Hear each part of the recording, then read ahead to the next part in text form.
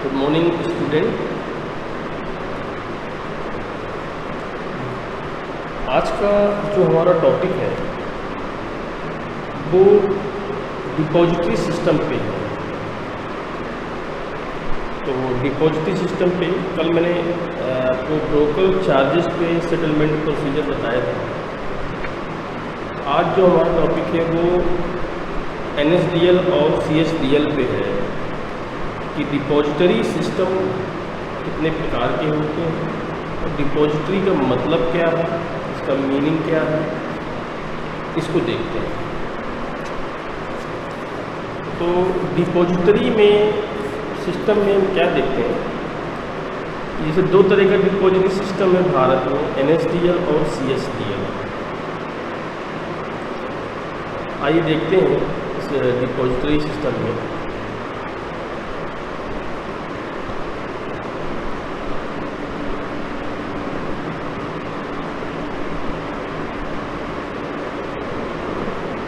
क्या होती है डिपॉजिटरी है क्या एक्चुअली है, इसको समझने का प्रयास करते हैं।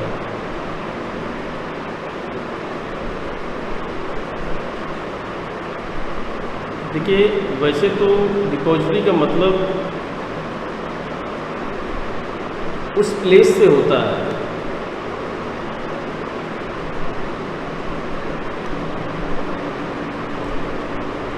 जो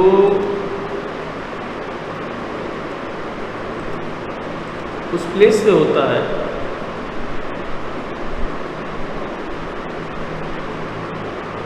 जहाँ पर जमा करके रखा जाता है। ये डिपॉजिट हमने कर दिया। लेकिन शेयर मार्केट में डिपॉजिटरी का मतलब वो इंस्टीट्यूट होता है जहाँ पर इन्वेस्टर का डीमैट खाता खोला जाता है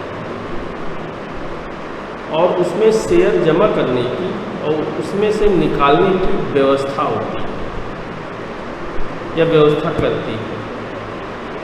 इसके अलावा जब भी डिविडेंड यानी लाभांश और बोनस जैसे कॉर्पोरेट एक्शन होते हैं,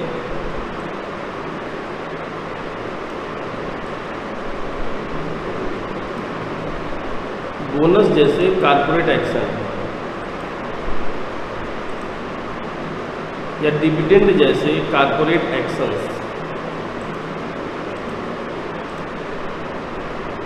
ये कॉर्पोरेट एक्शन होते हैं, तब वह ऐसी कंपनियों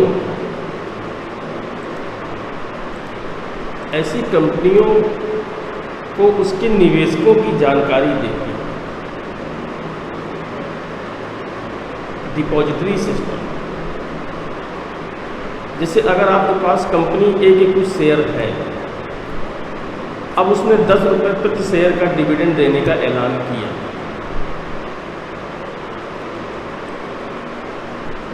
10 रुपये डिविडेंड देने का ऐलान कर दिया।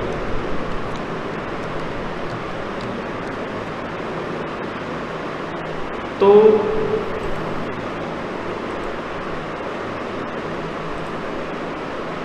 ऐसे में आपको आपके हिस्से का डिविडेंड सीधे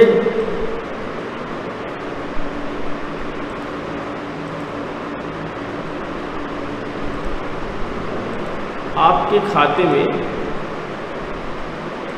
दे दिया जाए। इसके लिए आपके और आपके बैंक खाते की जानकारी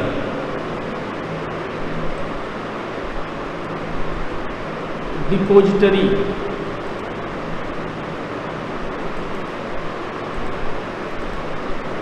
उस कंपनियों को देती है। जैसे हमने ऊपर बात की, भारत में 2 डिपॉजिटरी, एक NSDL है, दूसरा CSDL। तो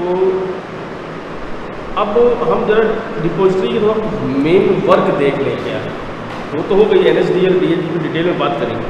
डिपॉजिटरी डीमैट अकाउंट खोलने की सुविधा के साथ साथ शेयरों की इलेक्ट्रॉनिक ट्रांजैक्शन की सुविधा भी मुहैया करवाती है। कंपनी के डिपॉजिटरी की सदस्य बनते ही डिपॉजिटरी कंपनी की शेयर और डेब्ट सिक्योरिटीज का लेखा जोखा रखना शुरू कर देगी।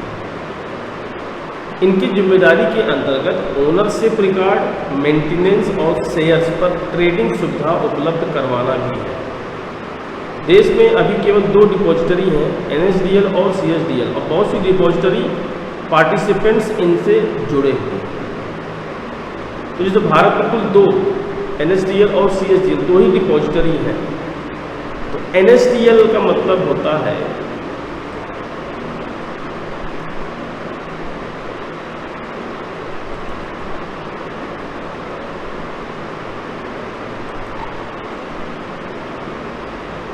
National security depository LTD limited, और जो CSDL है इसका मतलब है सेंट्रल डिपॉजिटरी सर्विसेज लिमिटेड। तो जैसे कि NSDL भारत की एक डिपॉजिटरी है जिसका नाम आपने देखा, ये भारत की सबसे पुरानी डिपॉजिटरी है जिसकी शुरुआत 8 नवंबर 1996 में हुई। अगर CSDL की शुरुआत करें तो फरवरी 1999 में हुई थी। इसका पूरा नाम पता ही है आपको, central depository service. CSDL Bombay stock exchange के अंतर्गत आता है और ये भारत का दूसरा सिक्योरिटी डिपॉजिटरी है।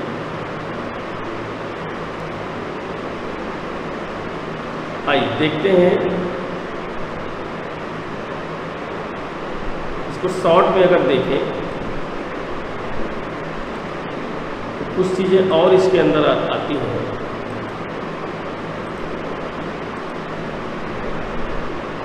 ये भारत की पहली डिपॉजिटरी है, शुरुआत 8 नवंबर 1996 में हुई थी।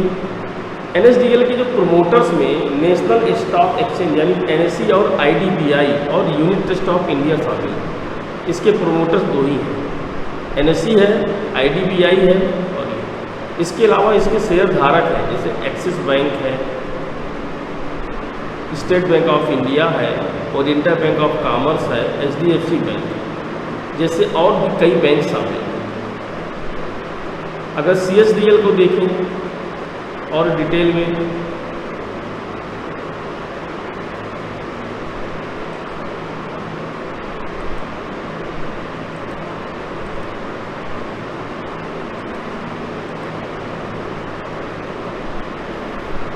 तो हम क्या देखते हैं कि 1999 में मुंबई में हुई थी। दूसरी सिक्योरिटी डिपॉजिटरी है BSE बॉम्बे स्टॉक एक्सचेंज के अंतर्गत आती है।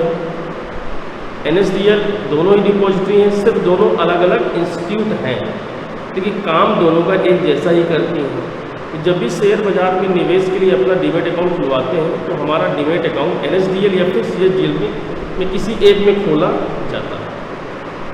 इनसे हमारा डीमैट अकाउंट खोलते ही ये हम तय नहीं करते,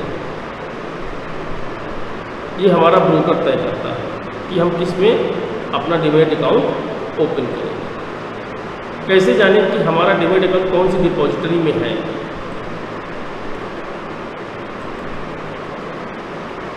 तो ये भी हम जान सकते हैं।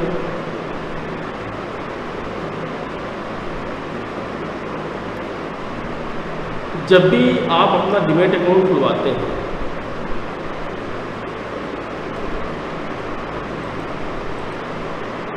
तो तब आपके ईमेल आईडी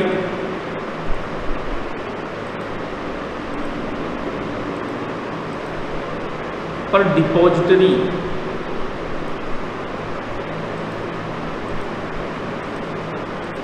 की तरफ से आपको एक वेलकम ईमेल आता है।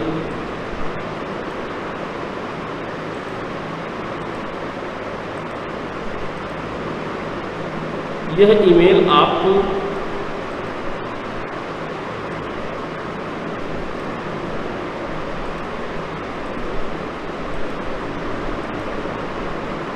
आपको कौन सी डिपॉजिटरी से आया है,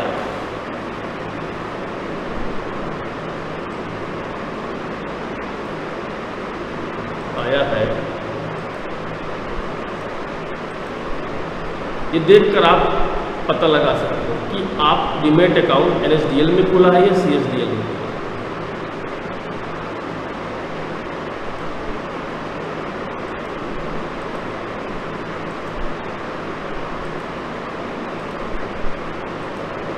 जैसे अगर आपका खाता CSDL में खुला तो आपको service@csdslindia.com पे ईमेल आएगी। यदि आपका खाता NSDL में खुला है तो आपको इसी तरह NSDL में ईमेल ID से ईमेल आएगी। इस ईमेल में आपका DP ID और क्लाइंट ID दोनों ही होता है। अगर आप इन दोनों को एक साथ जोड़ देंगे तो आपका डीमैट अकाउंट मिलेगा। DP ID डिपॉजिटरी पार्टिसिपेंट यानी आपके ब्रोकर का ID है। क्लाइंट ID उसके क्लाइंट यानी अलग अलग निवेशकों का ID है, जो हर निवेशक के लिए अलग अलग होता है। दूसरा ये कि इस डीमैट अकाउंट नंबर का यूज हम IPO के लिए आवेदन करने के लिए भी किया जाता है। और सवाल आता है कि IPO होता क्या है। आइए IPO देखते हैं कि IPO क्या होता है। देखिए IPO का मतलब प्रारंभिक पब्लिक पेशकश, इनिशियल पब्लिक ऑफरिंग है। लेकिन इसका क्या मतलब है? प्रत्येक शब्द का पूर्ण रूप से एक स्पेशल अर्थ है और यही वजह है कि इसे IPO के रूप में संक्षिप्त कहा गया है। इनिशियल का तात्पर्य शुरुआत से है।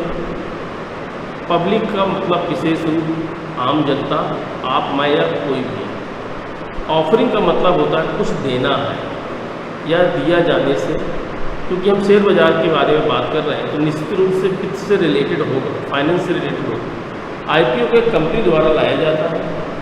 एक व्यवसाय ज़्यादातर छोटे समय या मध्यम समय, कुछ बार ये बड़ा नाम भी होता है।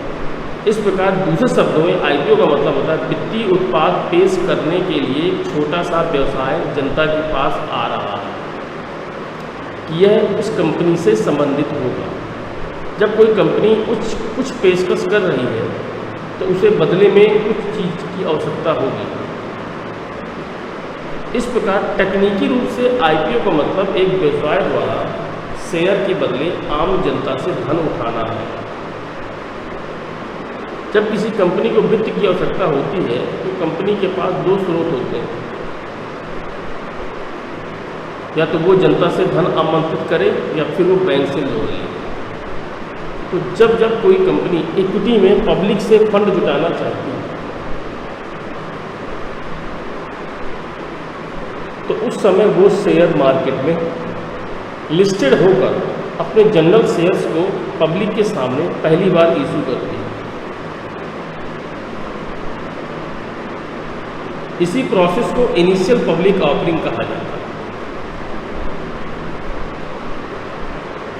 जब एक कंपनी अपने समान स्टॉक या शेयर को पहली बार जनता के लिए जारी करता है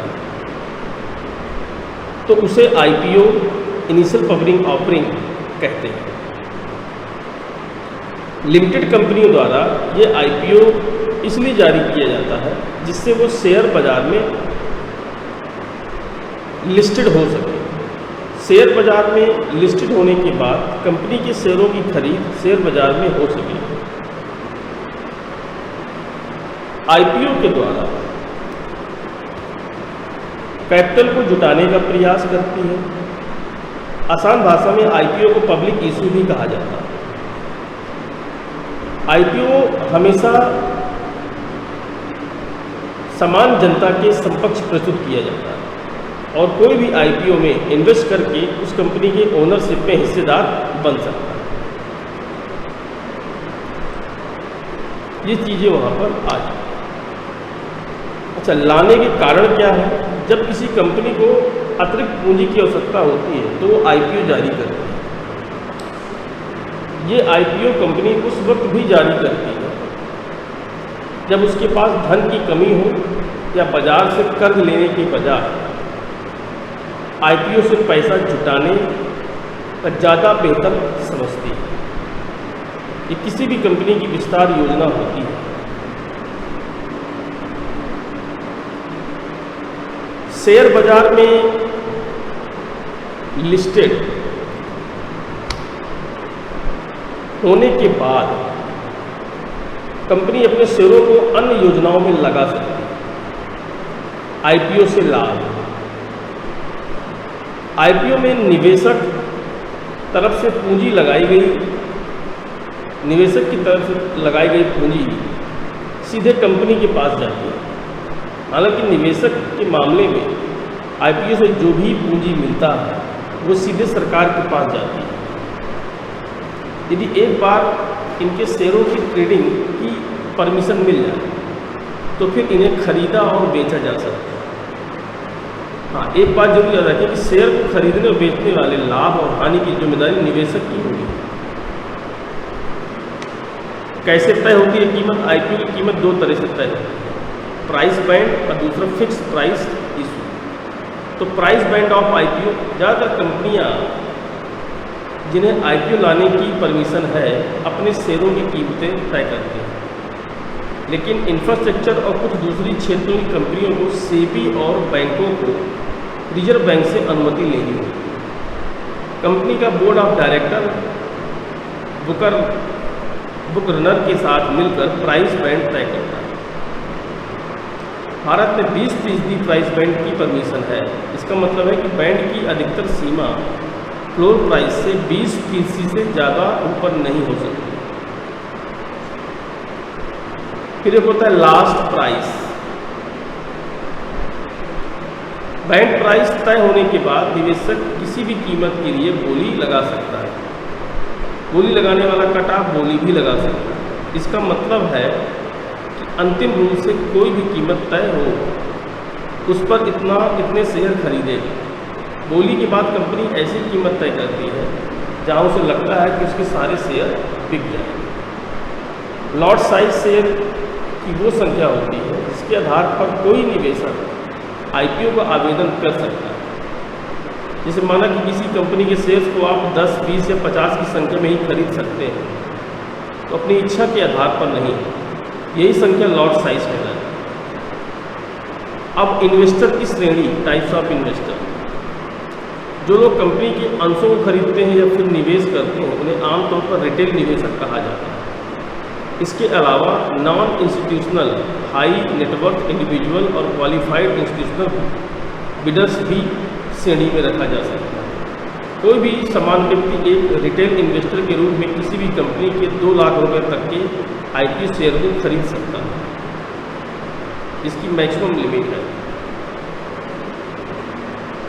आईपीओ में इन्वेस्ट कौन कर सकता है? आईपीओ में इन्वेस्ट कोई भी अवयस्क स्थान कर सकता है और स्वस्थ मस्तिष्क वाला व्यक्ति जो 2 लाख रुपए तक निवेश करना चाहता है वो रिटेल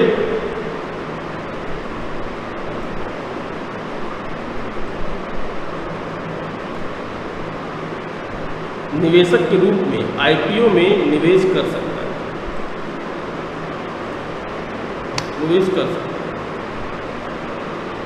कैसे निवेश करें? भारत में अगर आप इन्वेस्टर के रूप में किसी कंपनी की आईपीओ निवेश करना चाहते हैं तो आपकी सुविधा के लिए भारतीय सरकार की कारपोरेट मंत्रालय और सेबी ने कुछ नियमों को और गाइडलाइंस का निर्धारण किया, उनको ध्यान में रखना जरूरी है। अगर आप आईपीओ में इन्वेस्ट करना चाहते हैं तो उसके लिए आपको डीमैट या ट्रेडिंग खाता खोलना होता है। आईपीओ के अंतर्गत निवेश करने के लिए आपके पास bank account, demat account, PAN number होना जरूरी होता है। इसके बाद आपने जिस कंपनी का चयन किया है उसके प्रॉस्पेक्टस और एप्लीकेशन फॉर्म ले लें। उसके बाद ठीक रूप से भरा गया फॉर्म निर्धारित राशि के डिमांड ड्राफ्ट के साथ निर्धारित बैंक में जमा कर दो। उम्मीद करते हैं तो इस तरह करके आप ये चीज़ें समझ गए होंगे कि आईपीओ क्या होता है। अब कुछ जब भी कोई कंपनी अपने आईपीओ को बाजार में लाती है तो उसकी बोली लगाते समय कुछ विशेष टेक्निक शब्दावली का उपयोग होता है जो कि इस प्रकार है। जैसे प्राइस बैंड है, बिड लॉट है, रजिस्ट्रार है, इशू साइज है, क्यूआईबी है, एनआईबी है, रिटेल है, लिस्टिंग है। तो यहाँ पर प्राइस बैंड वो दायरा होता है जिसके अनुसार आप एक आईपीओ के लिए बोली लगा सकते हैं। बिड लॉट का तात्पर्य है न्यूनतम शेयर मात्रा से होता है जिसके अनुसार फिर उसके गुणाकार में ही ग्राहकों को आईपीओ के लिए बोली लगानी होती है। रजिस्ट्रार वो विशेष कंपनी निकाय होता है जिसे कि आईपीओ के काम से संबंधित जिम्मेदारी दी जाती है। वो सेबी के अनुसार निवेश करवाना, ग्राहकों के पैसे की वापसी और पूरा आईपीओ प्रक्रिया को संभालता है। इशू साइज का मतलब है कुछ शेयर की मात्रा का जिन पर आप बोली लगा सकते हैं। क्यूआईपी का मतलब है जितना शेयर प्रतिशत निवेशक संस्थाओं की बोली लगाने के लिए रखा जाता है उसे क्यूआईबी बोलते हैं। एनआईबी जितना शेयर प्रतिशत गैर निवेशक संस्थाओं की बोली लगाने के लिए रखा जाता है उसे एनआईबी बोलते हैं। रिटेल जितना शेयर रिटेल निवेशक के बोली लगाने के लिए रखा जाता है उसे रिटेल कहते हैं। लिस्टिंग जिन सूचियों पर आईपीओ खुलता है और कारोबार के लिए उपलब्ध होता है उसे लिस्टिंग कहते हैं।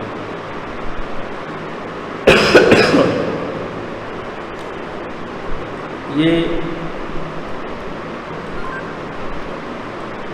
एसबीआई कार्ड आईपीओ है।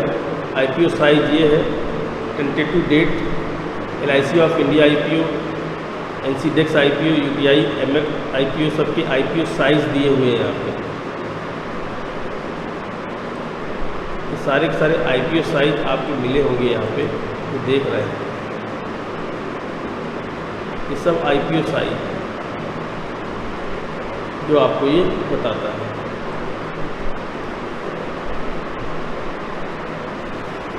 तो ये था आईपीओ। और हम बात एनएसडीएल पे ही कर रहे थे। एनएसडीएल जैसे कि हम समझ चुके थे इसका मतलब क्या है, पर इनके स्टेक होल्डर्स कौन कौन सी देखते हैं। कैनरा बैंक है, एक्सिस बैंक है, सिटी बैंक है, देना बैंक है,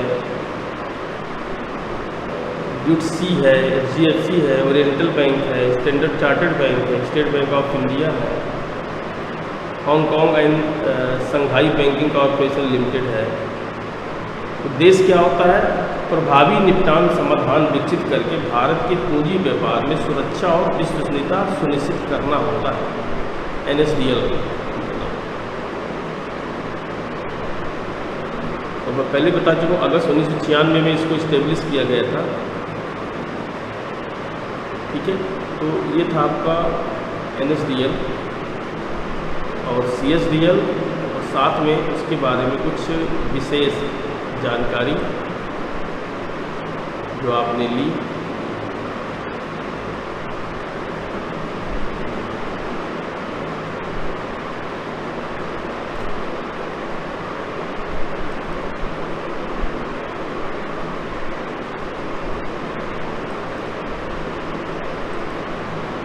मैंने आपको बताया सारी लिस्ट के बारे में, पूरी जानकारी आपको हमने यहाँ पे दे दी।